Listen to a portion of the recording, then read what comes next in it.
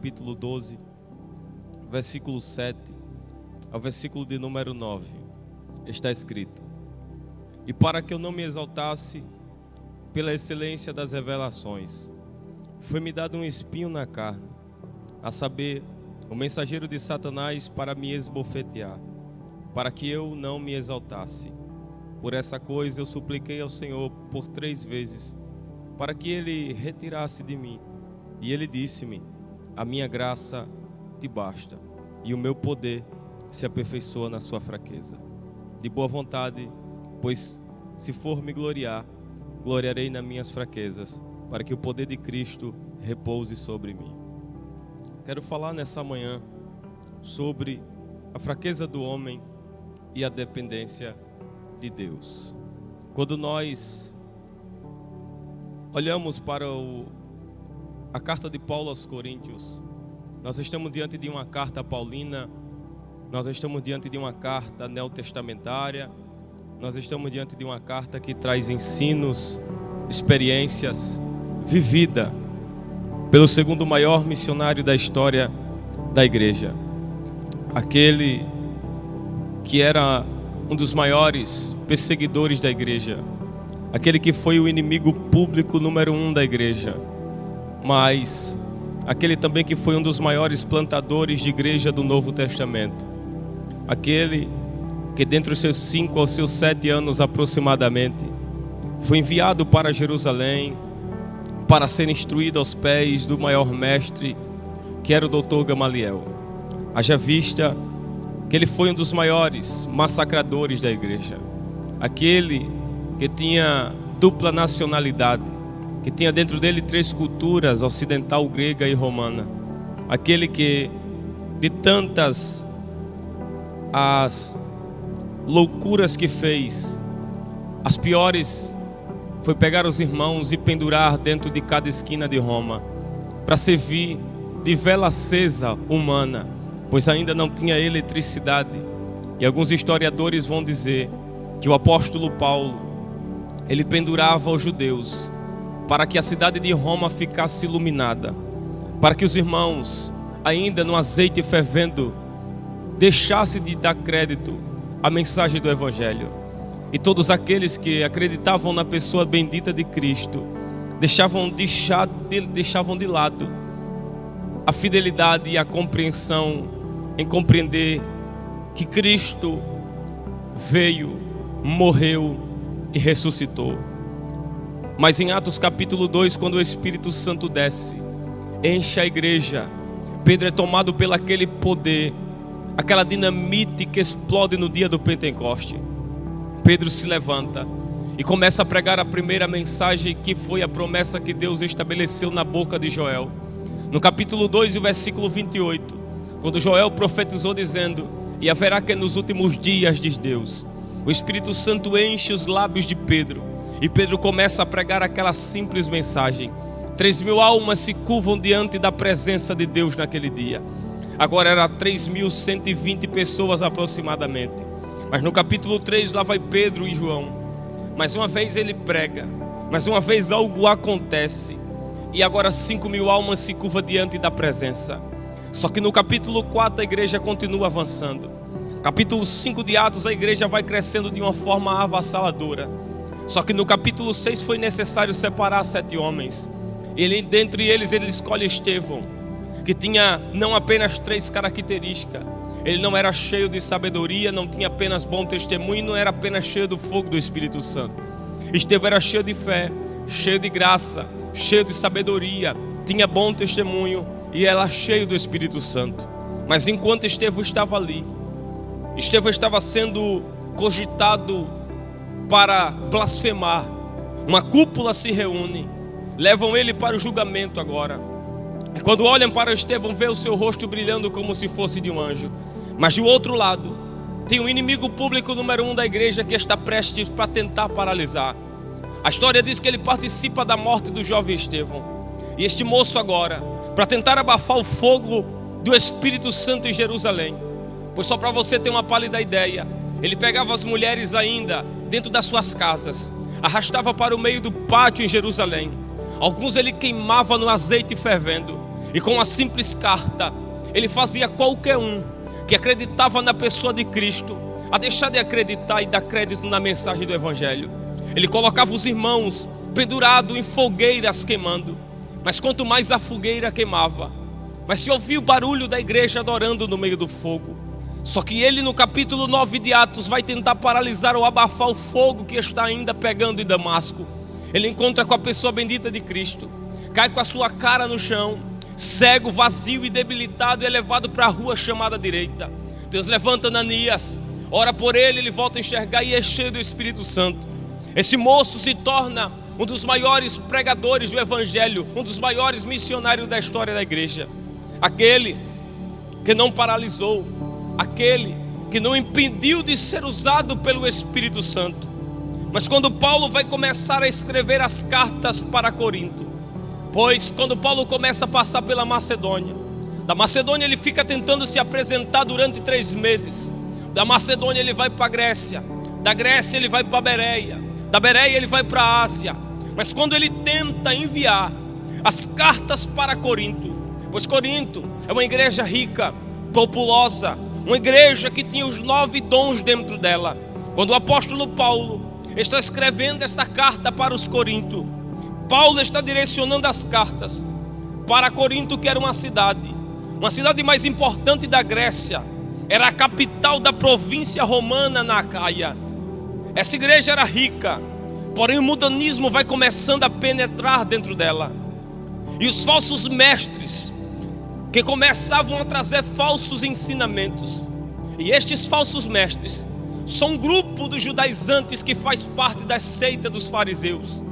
Este grupo dos judaizantes foi o mesmo grupo que atacou os Gálatas do capítulo 4, trazendo outro evangelho anátema, que o próprio Paulo disse que era necessário rejeitar. Mas este grupo permeou, penetrou, enraizou dentro do ambiente de Corinto, ao ponto que o povo deixou de dar crédito à mensagem do Evangelho. Este grupo vinha com o intuito de trazer um Evangelho light, um Evangelho mais calmo. Mas nós sabemos que o Evangelho de Cristo é choro, lágrima, gemido e perseguição. Só que este grupo dos judaizantes, eles não vinham trazendo a transformação do Evangelho. Eles vinham com o intuito da adaptação do Evangelho no povo. Uma igreja rica, que tinha os 9 dons dentro dela. E detalhe, eles não valorizavam os princípios divinos. Quanto mais Paulo enviava a carta, mas o povo desvalorizava a presença. Quanto mais a mensagem do Evangelho chegava, mas o povo abandonava a presença. Era Paulo pregando e o povo descredibilizando a presença de Deus. A credibilidade do Evangelho foi chegando ao ponto de sair do meio do povo. Pois a Santa Ceia, alguns eruditos vão dizer que a Santa Ceia eles faziam de piquenique. Cada um trazia uma coisa e se juntava. A Santa Ceia não era algo para eles sagrado, era algo normal, que apenas se juntava com as pessoas. Então Paulo vai debater com este grupo que queria manchar primeiro o seu apostolado. E este grupo vem com o intuito de dizer que Paulo não foi escolha de Deus. Mas no capítulo 1 de Gálatas, o apóstolo Paulo vai dizer: quando Deus me separou, eu não fui me apresentar para Pedro e para os apóstolos, eu fui para o deserto da Arábia. Pois Paulo entendeu, por mais que tivesse o conhecimento, o intelecto apurado, era necessário passar pelo deserto. Mas no capítulo 11, enquanto estava sendo bombardeado para desacreditar, para abandonar aquilo que Deus estabeleceu para ele, pois o próprio Deus falou para Ananias: para você ele não presta, mas para mim ele é vaso escolhido, eu escolhi ele para uma grande obra. Mas no capítulo 11, Paulo alerta: eu tenho ciúme de vocês, mas é um ciúme divino. Mas se alguém prega outro Jesus que eu não preguei, se flui rude com vocês, foi por amor ao Evangelho.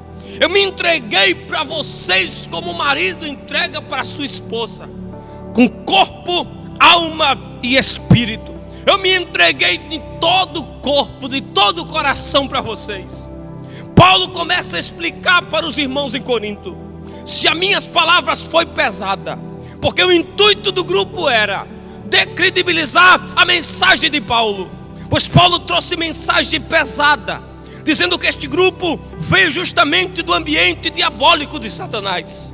E eles pegam a mensagem que Paulo prega e começa agora no capítulo 11 de 2 Coríntios a trazer a descredibilidade da crença do evangelho no meio do povo. Eles trazem outra coisa na mente do povo. Ou seja, era eles querendo abrir a mentalidade do povo de Corinto e dizendo: não acreditem na mensagem que Paulo prega, não dê crédito à mensagem do evangelho que sai dos lábios de Paulo. Haja vista que por mais que eles fossem considerados por si próprio ministro de Cristo, Paulo vai dizer: estes que pregam para vocês, eles são ministros de Cristo? Eu também sou, mas se for para me gloriar, eu não vou me gloriar das coisas daqui de baixo, mas eu me glorio nas minhas fraquezas. No capítulo 11, Paulo vai começar a trazer a justificativa das suas fraquezas, ou do que ele sofria por causa do amor ao povo de Corinto. O amor de Paulo por Corinto é tão grande que ele enviou um moço chamado Tito e um moço chamado Timóteo. Quando ele via Tito, com o intuito de tratar do povo, pois quando o moço chega com seus 17 anos aproximadamente, Tito, quando chega, ele chega com o intuito de pregar o evangelho. O amor de Paulo era tão grande por Corinto, semelhante ao amor de Cristo pela sua igreja. E Paulo vai dizer: estes que pregam para vocês, eles não vêm tentando cuidar de vocês, eles querem matar em vocês aquilo que Deus plantou dentro de vocês. É por isso que para os Gálatas ele disse: eu sinto dores de parto, até que Cristo seja formado de novo em vocês. Paulo estava fazendo a mesma coisa aqui. Eu preciso ensinar para vocês, eu preciso justificar para vocês. Se eu errei, só porque eu preguei coisa pesada para vocês, só porque eu fui duro com vocês nas minhas palavras, mas foi por amor ao evangelho. Porque quando eu cheguei para vocês, eu lhes criei com leite materno, com a palavra pura e sincera. Mas se eles são ministros, eu também sou, mas não me glorio dos status de ministro, eu me glorio nas minhas fraquezas. Aí Paulo vai começar a trazer os detalhes das suas fraquezas, vivida por amor aos Coríntios e o evangelho. Ele diz: por amor a vocês e por amor ao evangelho, eu sofri naufrágio. Por amor ao evangelho, eu fui sofrido e espancado 40 vezes. Por amor ao evangelho, eu passei vigílias orando por vocês, com fome e sede.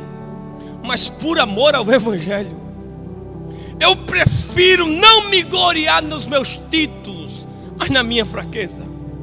Vocês estão muito exaltados por causa que tem os 9 dons dentro de vocês, porque lá dentro o presbítero Stasky tinha profeta, tinha levita, tinha pregador. Lá dentro tinha os 9 dons, quem interpretava, quem tinha sonho, revelação. Aí Paulo vai abrir um parênteses e vai dizer: se isso tudo para vocês eleva os egos de vocês humanos, Paulo, quem sabe, não querendo aparecer, mas querendo mostrar para eles que tinha alguém que tinha mais experiência com o céu e com Deus, e mesmo assim continuava com seus pés aqui embaixo. Ele disse: eu conheço um homem, eu não sei se no corpo, eu nem sei se fora do corpo, mas eu conheço um homem. Que homem, Paulo? Não convém dizer quem foi, mas eu digo, há 14 anos atrás, este homem, ele foi arrebatado do Espírito e ouviu e viu palavras inefáveis, de que o homem não é lícito ouvir e nem falar. Paulo passa 14 anos em silêncio. O Isber vai dizer que em 14 anos que ele passou, lá em cima no céu, Deus sentenciou: não abra a boca para contar ou escrever nada do que você viu e ouviu. É por isso que existem alguns homens na Bíblia que Deus levou. Enoque, transladado foi, porque andava com Deus, tinha intimidade com Deus. O segundo homem que mesmo morto no monte, entre luta com o demônio e anjo, o seu corpo foi levado. O terceiro homem que aparece que foi levado por Deus foi o profeta Elias. Quando a carruagem de fogo vem em um redemoinho, ele sobe naquele meio. Mas existem dois homens na Bíblia que foi arrebatado no Espírito apenas. Primeiro foi o apóstolo Paulo. Segundo foi o apóstolo João. Que aquilo que Paulo não pôde contar, Deus vai usar a mentalidade e a boca de João lá em Pátimos para escrever, para revelar as coisas que brevemente aconteceria. Ora, quando Paulo é arrebatado, ele é arrebatado no Espírito ao terceiro céu, e lá ele viu e ouviu palavras inefáveis de que o homem daqui de baixo não é lícito contar e nem falar. Paulo, ele tenta explicar a experiência que viveu no terceiro céu, pois existe 3 céus. O céu atmosférico, que a gente consegue voar com um avião e ver os pássaros voando. É o primeiro céu, o céu das nuvens, que a gente consegue ver. O segundo céu é o céu do espaço, onde está Plutão, Marte, Júpiter. É o céu onde está todas as estrelas e todos os planetários. Mas existe o terceiro céu. E este terceiro céu é o céu chamado paraíso, ou o céu de Deus, ou o céu dos céus. E lá não paga para entrar. No primeiro céu a gente paga para andar de avião. No segundo céu a gente paga para andar nas naves espaciais. Mas no terceiro céu, a única coisa que faz o homem entrar é Deus levando, é Deus o arrebatando. Paulo, ele diz: eu conheço um homem. Que homem? Não importa, mas eu preciso lhe dizer, ele foi até o céu. E eu tenho outra coisa para dizer para vocês: de nada daqui de baixo convém me gloriar, mas do tal que foi, eu me glorio. Paulo está mostrando 2 ambientes aqui. Paulo dentro do céu, vendo e ouvindo, porque Deus sabia, se não equilibrar a vida de Paulo, ele vai se soberbecer. Se eu não dar algo na vida de Paulo para equilibrar a sua vida, ele vai empinar o nariz. Ele vai pensar que é só ele que tem. Ele vai pensar, porque Paulo, ele não precisou espalhar para todo mundo: eu tive uma visão, eu sonhei, eu vi. Se fosse hoje, já estava na internet faz tempo. Mas só que Paulo entendia: tem segredo que não dá para revelar. Deus precisava equilibrar a vida do apóstolo Paulo, porque Deus equilibra a bênção, a tribulação, o momento de aflição e o momento de vitória na vida do homem. Quando Deus eleva Paulo ao terceiro céu, ele não queria, presbítero Estácio, criar outro Lúcifer. O único que estava lá andava sobre as pedras afogueadas. Aquele que era belo, anjo igual a ele não tinha. Mas quando a soberba, o orgulho bateu dentro de Lúcifer, ele caiu do céu de Deus para a terra. É necessário Deus colocar algo para equilibrar a vida do homem, porque senão pensa que é só ele, que é só ela, que é só ele que consegue. Só que Paulo vai dizer: do homem que foi, eu me glorio, mas do homem daqui de baixo não me glorio de nada senão nas minhas fraquezas. Paulo está revelando 2 ambientes. Primeiro, o ambiente celestial e o ambiente terrenal. E o homem no ambiente espiritual ou celestial, ele não fala, ele escuta. O homem no ambiente celestial, ele não anda, Deus é quem leva, Deus é quem conduz. O homem no ambiente celestial, ele não dita as regras na sua vida. É o Espírito quem leva, é o Espírito quem faz. Porque Deus disse para Nicodemos: o vento assopra para onde quer, ninguém sabe de onde vem nem para onde vai. Assim é todo aquele que é movido, dirigido, impregnado pelo Espírito de Deus. Quem está no ambiente celestial é aquele que não escolhe o rumo que ele quer trilhar. É Deus quem faz ele trilhar os caminhos certos. Mas o homem que está no ambiente terrenal, ele diz: eu ali, o negócio já tinha mudado. Eu ali, o negócio já tinha. Porque Paulo diz: o homem daqui da terra não me glorio de nada. Por quê? Porque o homem daqui de baixo é arrogante, é prepotente, é soberbo, é ganancioso. Mas do homem que foi, desse eu me glorio. Paulo está dizendo: não me glorio de nada das coisas daqui de baixo. Porque ele mesmo disse: porque as tribulações dos tempos presentes não se compara com a glória que há de ser revelada. Aonde? No terceiro céu. Paulo está ouvindo e vendo coisa que o homem não é lícito ouvir nem falar. Mas ele está revelando dois lugares: o ambiente espiritual e o ambiente terrenal. E o homem no ambiente terrenal, ele fica no culto: eu não gostei.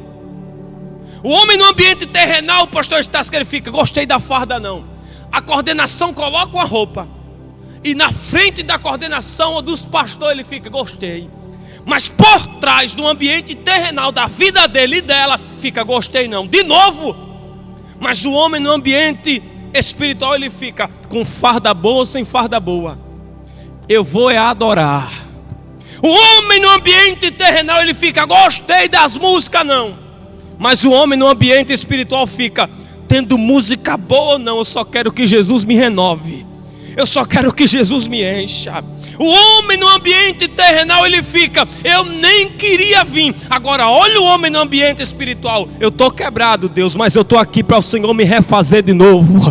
Eu estou deslacerado, mas eu estou na tua olaria. Me quebra, me amassa, me envolve na tua presença. Mas o homem no ambiente terrenal, ele fica: gostei não, não gostei, eu não estou sentindo nada. O problema é que a gente entra aqui, mas não entende que este ambiente aqui se torna o terceiro céu no ambiente espiritual. Das portas para cá, já não é mais a sua regra, já não é mais a sua escolha, Deus disse para Moisés: Moisés, tire a sandália dos teus pés, porque este lugar aqui não é o lugar que você andou no Egito não. Este lugar é santo, Moisés. E para estar no ambiente espiritual, vocês têm que estar no padrão do ambiente espiritual. Você não anda como andava lá. Aqui você não acha o que você tem que fazer. Aqui você é coordenado, instruído, dirigido. O homem no ambiente terrenal, ele tem as suas escolhas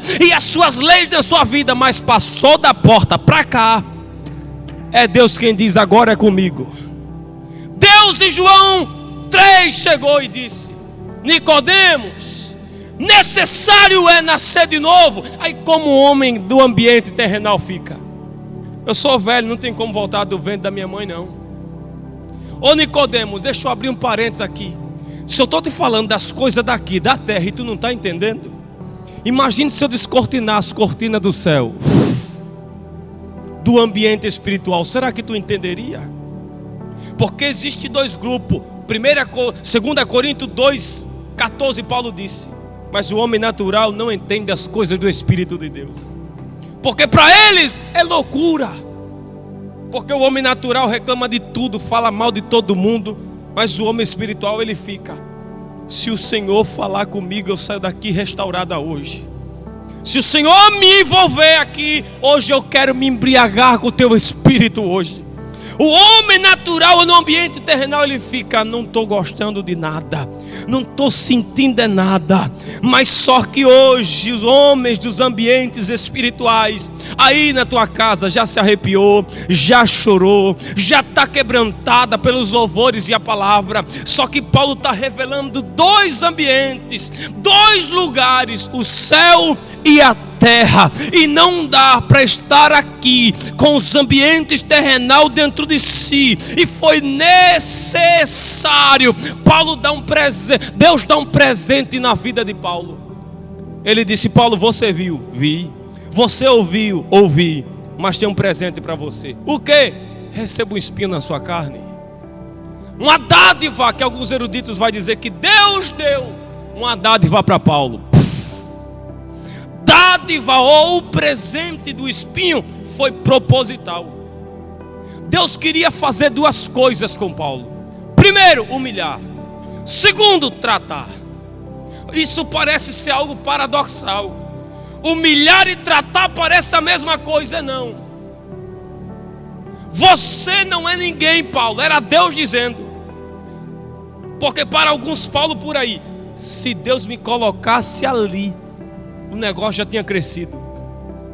Aí, para não empinar o nariz e pensar que é alguma coisa, Deus coloca um espinho para equilibrar, para pensar que você não é nada.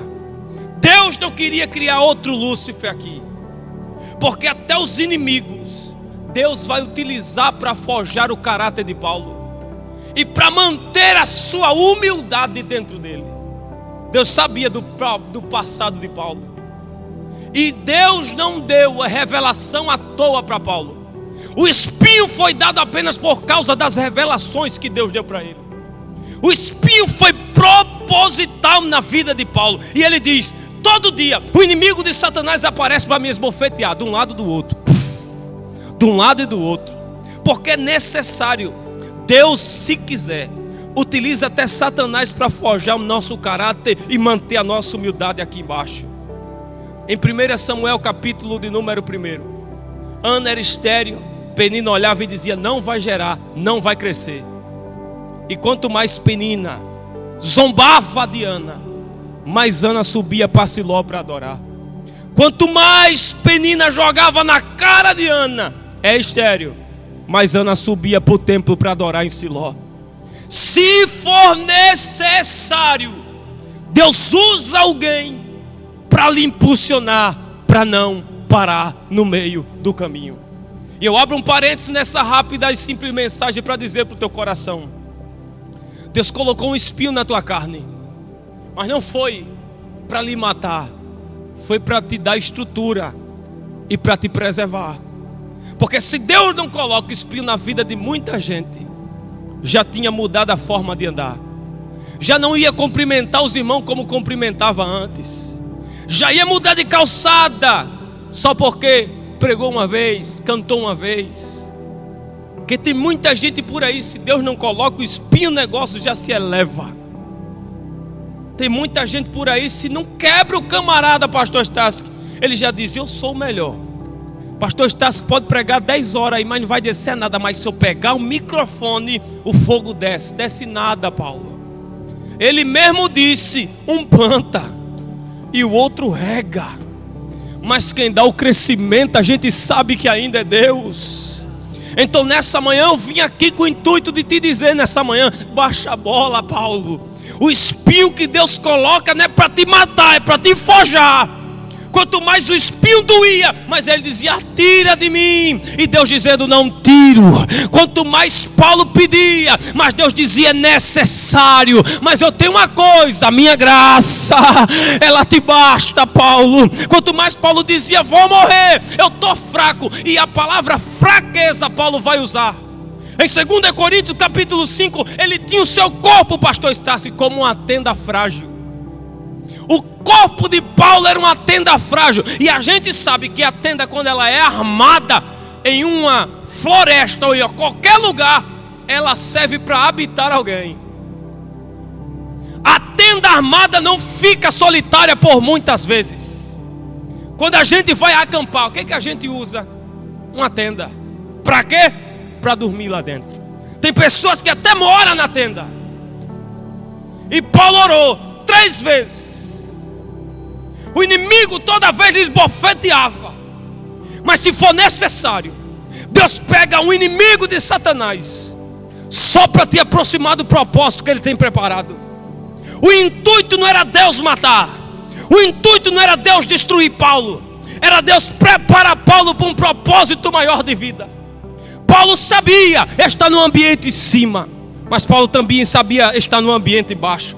Ele disse: eu sei passar fome, eu sei estar num ambiente bom, eu sei passar necessidade, mas eu tenho uma coisa: nem a morte, nem a luta, nem a peste, nem a adversidade, o que, Paulo, pode me separar do amor de Deus? Eu posso estar no fundo do poço, mas eu sei que lá Ele está comigo também. Eu posso estar na altura, nos melhores púlpitos, pregando por lá e para cá, mas eu sei o meu lugar. Eu sei que eu sou pequeno, eu sei que eu sou frágil, eu sei, mas tem muita gente que pensa como Jacó, até veste a roupa de Esaú, até está com a pele de Esaú, enquanto Isaac pergunta: é Jacó? É Esaú?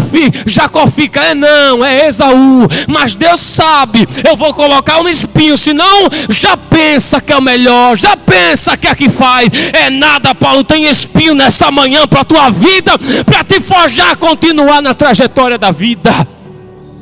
Deus pegou Elias, levou para o ambiente do palácio de Samaria. Elias estava diante de Acabe. Toda Samaria agora sabia quem era Elias. Nunca apareceu para ninguém. Então o ego de Elias se elevou. E Deus pega Elias e diz: vai para o Querite. Para quê? Preciso te poldar, Elias. Preciso te tratar. E é lá no Querite que não vai ter amigo. É lá no Querite que eu vou quebrar, Elias. É lá no Querite que eu vou desempinar o teu nariz, Elias. É no Querite. Se for necessário, Deus pega um espinho e coloca em mim hoje aqui. Deus pega espinho e coloca em você hoje. Mas o inimigo de Satanás, alguns historiadores vão dizer, poderia ser a cegueira de Paulo. Mas também outros vão dizer que era alguém que Deus usava para bater em Paulo e dizer: você não é nada. Você não precisa pensar que você é a última bolacha do pacote. Mas Deus estava utilizando alguém. E outra, a palavra fraqueza, ou quem está fraco, a medicina vai apresentar para nós 3 coisas. Primeiro, alguém fraco, ou com anemia, ou com fraqueza na vida, o músculo começa a perder a estabilidade, fica frágil, não tem força para se manter de pé. Segundo, os ossos perdem o cálcio, zinco, proteína. E automaticamente a pessoa que perde a estabilidade do músculo, a fraqueza dos ossos, que é o esqueleto do corpo humano para nos manter de pé, que equilibra o nosso músculo nele, automaticamente essa pessoa vai cair. Ela está com fraqueza no músculo, os ossos perdeu toda a proteína, toda a vitamina, todo o cálcio, e automaticamente ela cai. Paulo estava fraco, porque as batidas do espinho e as afrontas do inimigo de Satanás jogava Paulo, pastor Stasky, para o chão. Deus preferiu um Paulo fraco com o joelho no chão orando, do que um Paulo forte sem orar de pé. Eu vou dizer de novo: Deus preferiu um Paulo de joelho no chão fraco orando, do que um Paulo forte sem orar de pé. Porque o forte nem lê a Bíblia, lê mais. O forte nem dobrar o joelho ele ora, ele já está forte demais. Semelhante a Sansão que disse: eu vou sair como das outras vezes. Mas não sabia ele que o Espírito de Deus já havia se retirado dele. Mas como eu estou fraco, Deus pega Paulo e coloca Paulo de joelho no chão. Sabe essa luta? É Deus dizendo: foi eu quem preparei. Para quê? Para te jogar no chão, Paulo, para você voltar a orar. Sabe essa perseguição que você está passando? É Deus quem preparou esse espinho na tua vida para te voltar para o altar da oração. Deus ama pegar uma ferramenta chamada sofrimento para nos voltar voltar para o ambiente da oração. Em Gênesis capítulo 22, Deus disse a Abraão: eu estou com saudade de você na oração.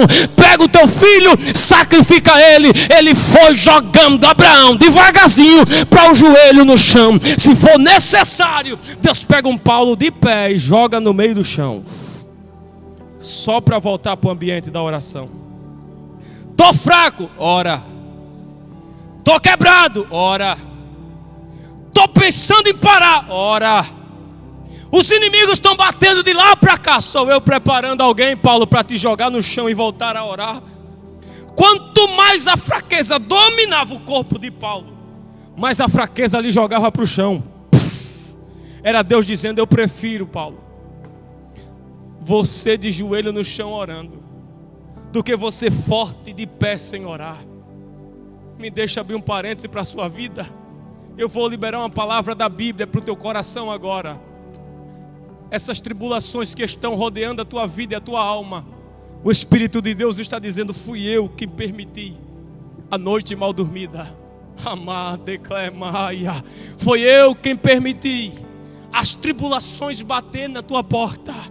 Um dia a tribulação bateu na vida de Jó, e para piorar, Deus estava utilizando o inimigo de Satanás através da mulher de Jó, porque tudo é permissão. E Eclesiastes 3 diz que tudo tem um propósito debaixo do céu. Ela olhava e dizia: blasfema esse teu Deus e morre, amaldiçoa esse teu Deus e morre. Mas Jó sabia: eu estou fraco, mas quanto mais a fraqueza me bate, mais ela me joga de joelho no chão.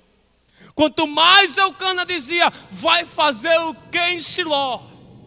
Quanto mais Eli falava: estás embriagada, mais Ana era jogada de joelho no chão. Eu estou sentindo a presença de Deus aqui nessa manhã. Quanto mais a tribulação bate de lá para cá, mais ela nos joga de joelho no chão. Eu não sei se você já percebeu, pastor Staski, mas quanto mais calúnia bate na sua vida, mais o Senhor chega aqui dizendo: eu estou aqui, Deus pode falar comigo. Quanto mais os inimigos dizem: agora ele morreu, agora ela parou, é aí que você canta mais, adora mais, fala mais e língua mais. Quanto mais no Egito, Faraó disse: se esse povo crescer vai ser maior do que nós, aumente a carga horária.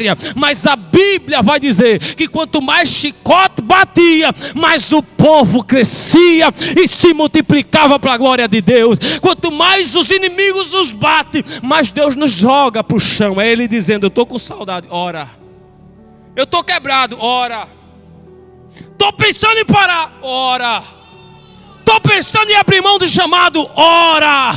Eu estou com tudo para trocar de igreja, eu estou com tudo para abandonar o departamento. Foi eu quem trouxe essa dor para lhe forjar para o ambiente da oração.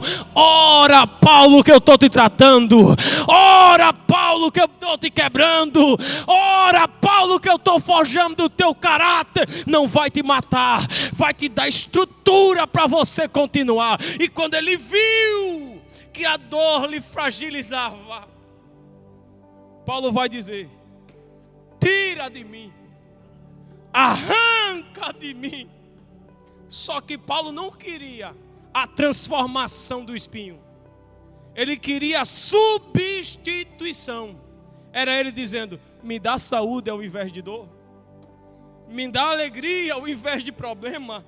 Eu estou sentindo a presença de Deus aqui nessa manhã.